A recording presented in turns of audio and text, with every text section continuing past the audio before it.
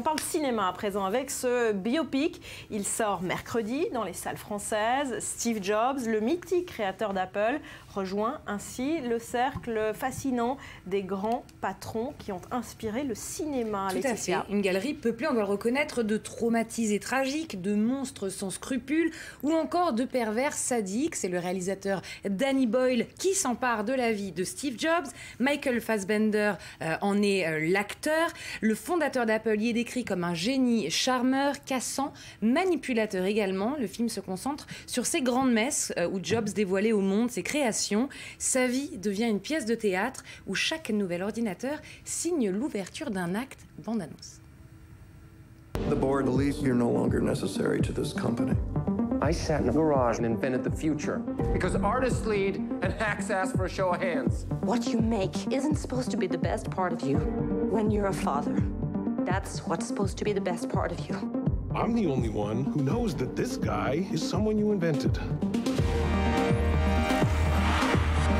Is there a plan? The plan will reveal itself to you when you're ready to see it.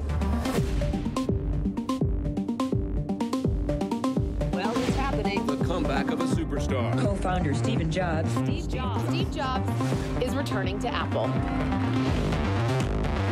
Two most significant events of the 20th century. The Allies win the war, and this. Ladies and gentlemen, Steve Jobs. Est-ce qu'on peut dire, Laetitia, que ces grands patrons sont finalement les rois maudits de notre époque?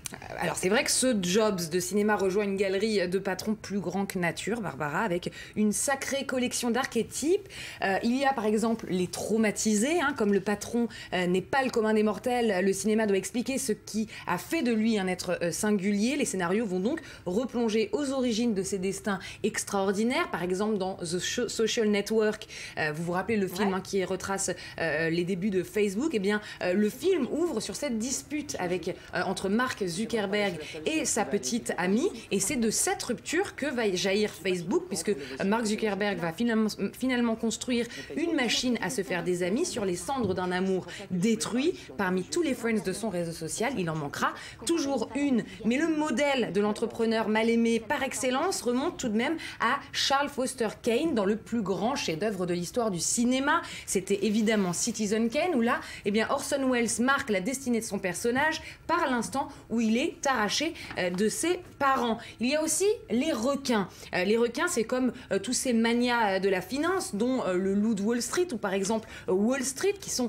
des personnages cruels, mais totalement admirés, des anglo-saxons qui ont pour eux une certaine séduction. En revanche, le patron français, lui, est essentiellement associé à la figure du bourgeois en France. Chez nous, le patron, c'est la petite teigne et il en devient comique. C'est d'ailleurs tout de même le fonds de commerce de Louis de Funès qui incarne toujours ce patron énervé que seule la fratrie parvient à calmer. Du côté des femmes, c'est la patronne dominatrice qui n'est pas plus avenante que les patrons du cinéma, comme par exemple dans Le diable s'habille en Prada, où là on a le cliché de la patronne dominatrice qui n'est nul autre que l'autre face de la secrétaire dominatrice. Et enfin... Pas terrible pour les féministes. Voilà.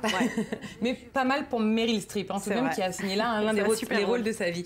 Enfin, on a les pervers comme Christian Grey de 50 Shades of Grey, qui est en quelque sorte le fils de John Grey, le prince de Wall Street, joué par Mickey Rourke dans 9 semaines et demie, et qui partage les mêmes pratiques sexuelles sado-masochistes. Bref, triomphant ou décadent, leur aura supplante celle des hommes d'État. Ces grands patrons de cinéma sont les rois maudits de notre époque. Et on retrouvera Steve Jobs dès mercredi en salle en France. Merci Laetitia d'être venue nous en parler.